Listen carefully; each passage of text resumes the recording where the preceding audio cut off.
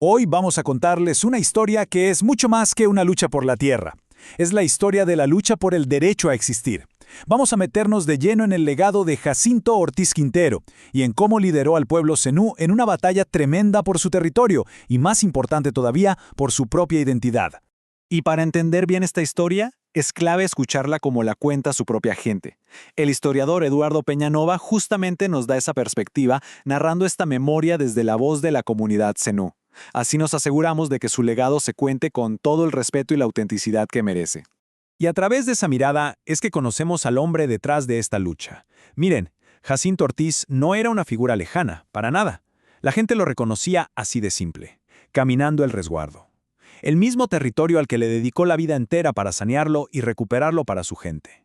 Un líder que conocía cada centímetro de la tierra por la que peleaba. Ok, este va a ser nuestro recorrido. Primero vamos a ver el contexto de la tierra usurpada. Después nos metemos en el debate clave. ¿Eran campesinos o indígenas? Luego el momento histórico de la elección de un cacique, los retos de gobernar y al final vamos a reflexionar sobre su tremendo legado. A ver, el punto de partida de toda esta lucha es una historia de despojo. Por décadas, el pueblo zenú vio cómo su resguardo, su hogar ancestral, se iba achicando más y más, mientras sus tierras terminaban en otras manos. El mismo Jacinto Ortiz lo describió de una forma muy cruda. Habló de cómo empezó a llegar gente extraña que poco a poco, con engaños, con presiones, les fue quitando el territorio. Imaginen lo que es ver cómo se va rompiendo tu espacio, tu comunidad. Pero la respuesta, claro, no se hizo esperar. Esta línea de tiempo nos muestra cómo en los 70s empezaron las primeras recuperaciones de tierras. Pero ojo, aquí hay un punto importantísimo.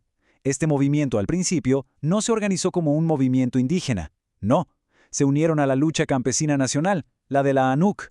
En ese momento eran campesinos peleando por un pedazo de tierra. Y esto nos lleva directo al corazón del conflicto interno. La lucha ya había empezado, pero de repente surgió una pregunta que lo iba a cambiar absolutamente todo. ¿Quiénes somos en realidad y cómo deberíamos luchar? ¿Lo hacemos como campesinos o como lo que somos, indígenas? Las palabras de Ciprián Santero, ya vistas con el tiempo, son lapidarias. Para algunos, esa estrategia inicial de organizarse en comités de usuarios, como cualquier otro grupo de campesinos, fue un error. Sentían que estaban ignorando su historia, sus derechos ancestrales y la fuerza de sus propias formas de gobierno, los cabildos. Esta cita de José Carpio nos mete de lleno en la tensión del momento. Imagínense las reuniones. Por un lado, Jacinto Ortiz insistiendo, convencido de que su verdadera fuerza estaba en su identidad indígena. Y por otro, muchos que se veían a sí mismos como campesinos. Como dice Carpio, las discusiones eran tan fuertes que muchas veces terminaban mal, de disgusto. Aquí podemos ver las dos visiones, una al lado de la otra para que quede súper claro. La lucha campesina buscaba parcelas, pedacitos de tierra individuales. Pero la visión de Jacinto, la visión indígena, era muchísimo más grande. No quería parcelas, quería recuperar el resguardo entero, como un territorio colectivo, gobernado por sus propios cabildos. Y entonces llegó el punto de quiebre, el momento en que se dieron cuenta de que su arma más poderosa no era una herramienta del campo, sino sus títulos ancestrales, sus papeles. La frase de José Carpio lo resume perfecto. Tenemos un título, vamos a ser indígenas ya. Fue una decisión estratégica, abrazar su identidad para poder ganar la lucha. Este cambio de mentalidad, este giro total, llevó a uno de los momentos más importantes de su historia, la reconstitución formal de su propio gobierno, un acto de soberanía y de decir, ¡aquí estamos! Anoten esta fecha, 28 de julio de 1983. No es un día más en el calendario, es el día en que, después de décadas de lucha y debates internos, el pueblo zenú tomó formalmente las riendas de su propio futuro político. Pensemos en lo que esto significa. Después de casi 100 años con sus formas de gobierno debilitadas, olvidadas, la comunidad entera se reunió para elegir a sus líderes. Fue un acto de democracia pura y un desafío directo al sistema que los había ignorado. Y esto no es solo un cuento, aquí está la prueba. Lo que estamos viendo es el acta de elección original de ese día. Esto no es solo un papel viejo, es la prueba física, tangible, de la voluntad de un pueblo de volver a gobernarse a sí mismo. Los resultados de esa elección histórica son clarísimos. A la cabeza de todo, como cacique mayor, fue elegido Jacinto Ortiz Quintero. El mismo hombre que había insistido tanto en la importancia de la identidad indígena, ahora tenía la enorme responsabilidad de liderar a su pueblo bajo esa misma bandera. La elección fue, sin duda, una victoria monumental. Pero claro, una cosa es ganar el derecho a gobernar y otra muy distinta es hacerlo en el día a día. La alegría de ese momento muy pronto dio paso a una nueva serie de desafíos gigantescos. Al año siguiente, en 1984, el gobierno colombiano reconoció oficialmente al nuevo cabildo.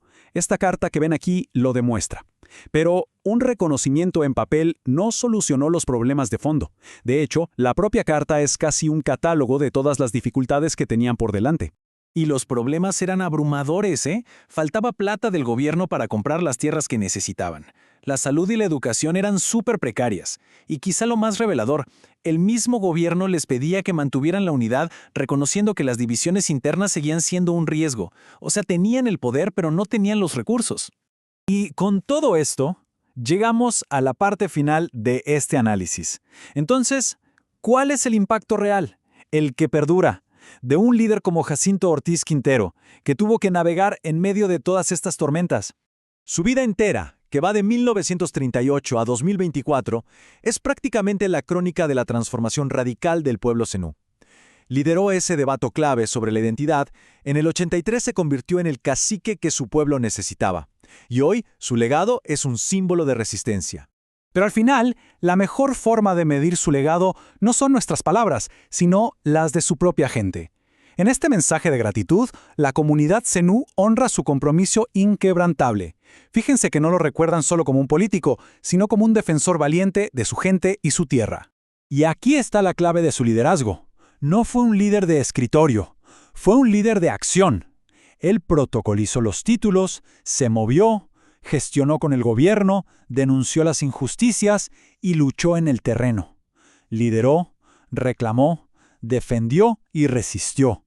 Cada uno de esos verbos define una vida entera al servicio de su pueblo. Y así, cerramos con esta pregunta para reflexionar. La lucha de Jacinto Ortiz no fue solo por hectáreas, fue por la dignidad, por el derecho a poder nombrarse a sí mismos, a gobernarse y a existir. Su verdadero legado, entonces, no se mide en tierra, sino en la identidad misma que le ayudó a su pueblo a recuperar.